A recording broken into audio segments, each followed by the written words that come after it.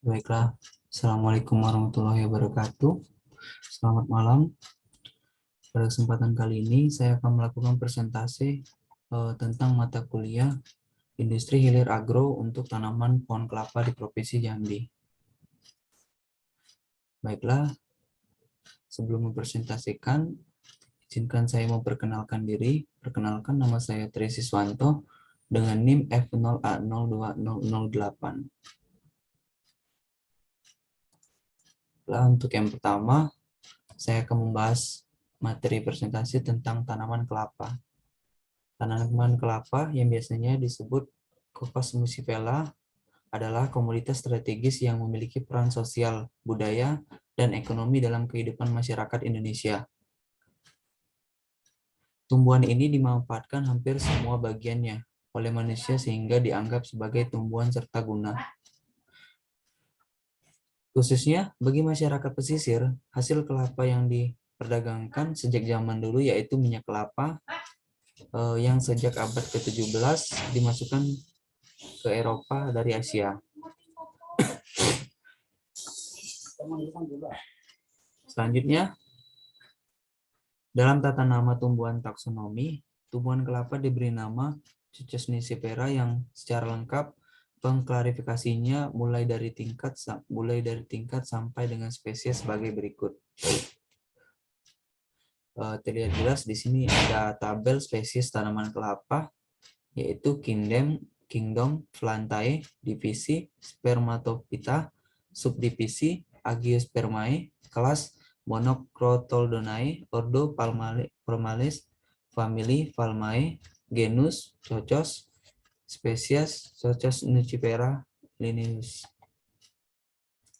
Selanjutnya, untuk morfologi tanaman kelapa, terdapat pada gambar yang pertama terdapat akar kelapa merupakan akar serabut yang berjumlah sekitar 2.000 sampai 4.000 helai tergantung pada kesuburan tanahnya. Biasanya iklim dan kesehatan tanaman, bagian dasar dari batang kelapa bentuknya membesar dan kemudian di bagian dalam tanah menciut sehingga merupakan kerucut berbalik. Bagian ini disebut bole atau root bulb. Selanjutnya terdapat gambar daun pohon kelapa.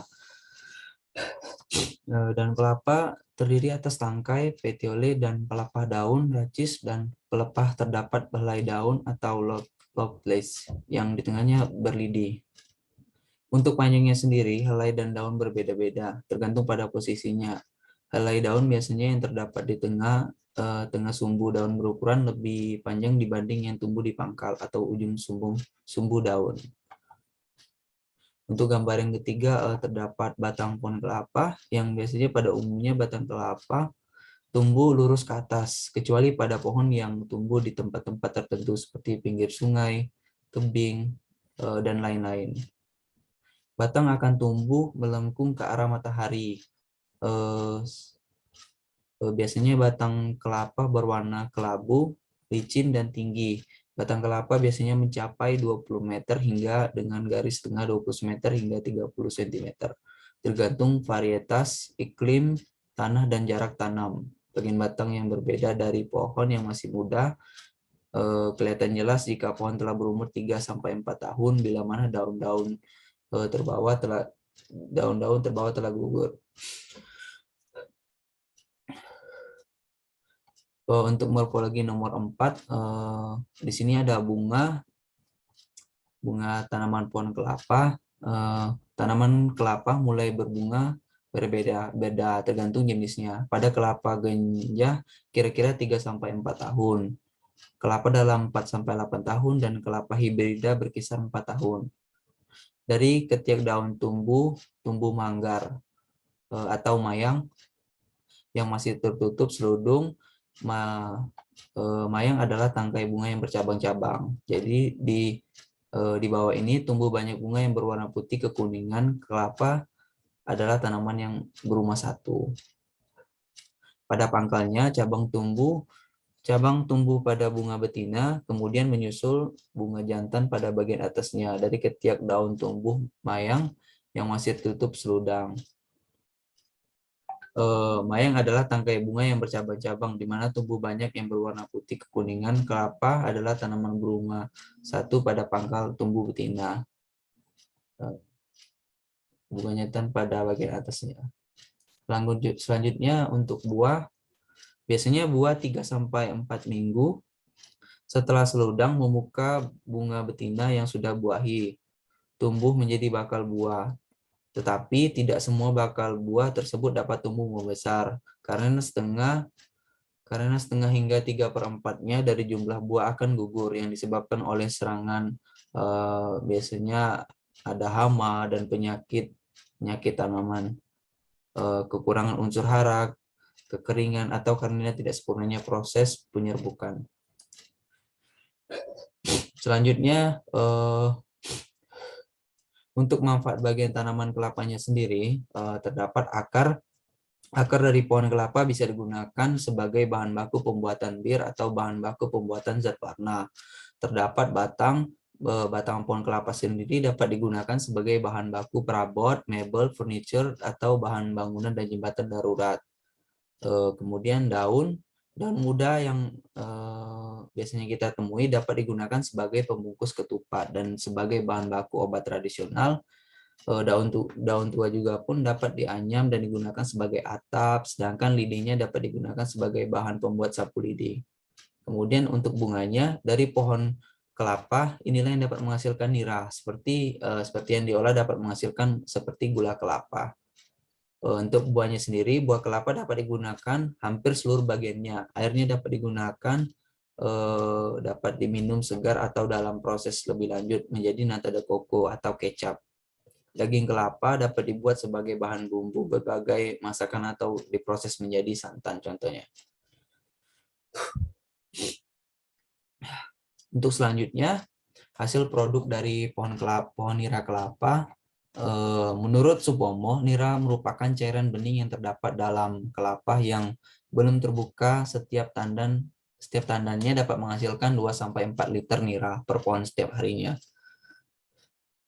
Nira mengandung gula, lemak, dan protein yang merupakan media terbaik untuk pertumbuhan mikroorganisme, sehingga nira mudah sekali mengalami kerusakan jika proses pengolahannya terlambat. Nira kelapa sangat mudah mengalami fermentasi karena aktivitas mikroba. Prosesnya sendiri, untuk proses fermentasinya terjadi mulai dari penyadapan, pemampungan nira dalam wadah memampung saat diproses, dan kemudian fermentasi mengakibatkan perubahan warna nira dari jernih menjadi keruh, dan dalam keadaan ini gula dirombak menjadi etanol dan alkohol. Adapun proses pengambilan niranya, terdapat beberapa cara proses pengambilan nira kelapa sebagai berikut. Untuk yang pertama, kelapa siap diambil nira setelah berumur 8 tahun. Umur 4 tahun untuk kelapa hybrid. Kemudian nomor 2, bisa disadap niranya jika menghasilkan 3 tandan bunga yang baru membuka dan tandan yang termuda sudah mencapai 20 cm panjangnya. Nira dapat diambil dari tandan yang seludangnya belum mekar dengan cara memukul-mukul tangkai bunga secara perlahan, lalu setelah 3-4 hari baru boleh disadap agar memudahkan keluarnya nira. Yang ketiga, seludang dibalut dengan tali dan ujung di bagian pangkalnya agar tidak mekar. Kemudian mayang tersebut dirundukkan perlahan hingga membentuk sudut 60 derajat dengan garis vertikal yang diikat agar tetap pada posisi tersebut. Kemudian untuk nomor 4, mayang yang mau disadap dipotong ujungnya kurang lebih 10 cm dengan pisau tajam. Kemudian untuk nomor 5, kira-kira untuk prosesnya sendiri kita dapat menunggu seminggu, baru niranya sudah akan keluar. Untuk nomor 6, agar niranya tidak asam, kotorannya mengendap dan gulanya nanti berwarna kuning, mudah ke dalam wadahnya. Perlu diberi 1 sendok makan kapur sirih atau larutan Na-bisulfit secukupnya. Untuk takarannya sendiri 1 sendok Na-bisulfit dalam 2 liter air. Untuk nomor 7, penyadapannya dilakukan setiap pagi hari sebelum pukul 8 dan sore hari setelah pukul 4 sore. Untuk yang terakhir, nomor 8, sebelum wadah dipasang kembali untuk penderasan berikutnya, mayang dipotong sedikit dengan sekali sentuhan agar bisa melancarkan keluarnya nira. Kemudian untuk proses cara pembuatan gula merah, adapun tahap-tahap pembuatan gula merah sebagai berikut, yaitu yang pertama, pengambilan nira. Penderas nira tidak melakukan pemukulan, pememeran. Sementara menurut literatur, mayang dimemarkan dengan memukul menggunakan batang kayu secara perlahan dengan waktu 5-8 menit, mulai dari pangkal sampai ke ujung sebelum nira disadap. Pengrajin menggunakan bahan pengawet berupa bubur kapur sebanyak 1,5 sendok dalam 1 jerigen bervolume 5 liter. Kemudian untuk penyaringannya, gula merah kelapa menggunakan saringan 100 ml untuk membersihkan nira dari kotoran saat penyadapan dan dilakukan 1 kali. Berdasarkan pengamatan kotoran yang terdapat pada nira berupa semut, bahan pengawet, dan bunga.